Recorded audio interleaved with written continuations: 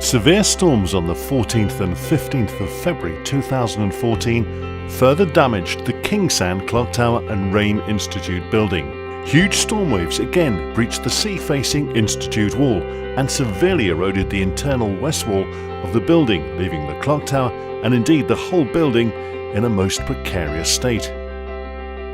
The interior of the Institute became fully exposed and was severely battered by the large storm waves. It was evident that the clock tower was extremely close to being lost. Measurements indicated that the top of the tower moved some 15 millimeters. Further shoring was installed on the 15th and the 16th of February 2014. The steel props were cross-braced and the bracing welded to the props to provide some stability of the tenuously propped structure. This was made more difficult because the basal masonry under the props had been dislocated. It had actually been moved by the force of the sea. The propping was made more stable by bracing it with angle steel welded top and bottom to the props, and this provided a degree of stability. Fred Champion Scaffolding worked in difficult conditions, having to excavate up to 2 meters of beach shingle down to rock before being able to find a satisfactory foundation for the scaffold, which had to be anchored because of the rough sea state.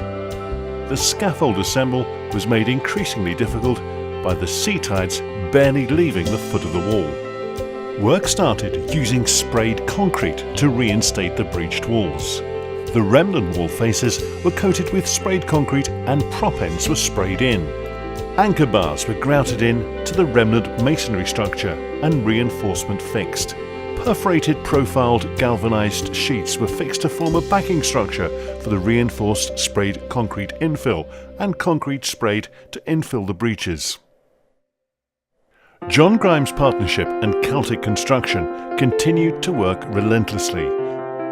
By midday on the 22nd of February, both parties were confident that the building had been made sufficiently robust and watertight to resist the expected storm on the 23rd. The work at the moment is going very well. I think we're turning the corner. There's still a lot to do, obviously, but we're happier now than we were certainly at the beginning of the week. And luckily, we've had a slight break in the weather, which has obviously helped us a great deal. And so we can, with late shifts, we are actually getting a lot of concrete on the wall. The Institute building was originally constructed in 1840 and the clock tower was added in the early 20th century. The building has long been exposed to the vagaries of the sea. The building was constructed using locally quarried red rhyolite, a volcanic rock. Inherent within this building stone are microfractures, the result of rapid cooling when the rock was formed. The storm waves exploited masonry jointing and these fractures in its rapid destruction. Committed to saving the clock tower, JGP and Celtic Construction and its subcontractors worked pragmatically, systematically and as necessary to give the building more than a fighting chance of survival. Main things got to be done. We're still securing the underneath of the clock tower. There is going to be a wave wall designed by Dr. Grimes, which obviously we're going to do, and then there's a refurb of the whole building, hopefully. Celtic Construction, Fred Champion Scaffolders and MR Gunite have really worked well together.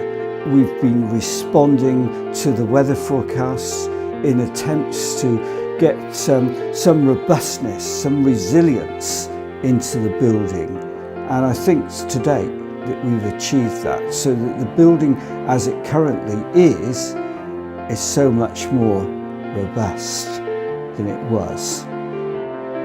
Sea levels are rising and storms are becoming more common. Overhauling and a review of sea defences is necessary if coastal communities are to remain adequately protected.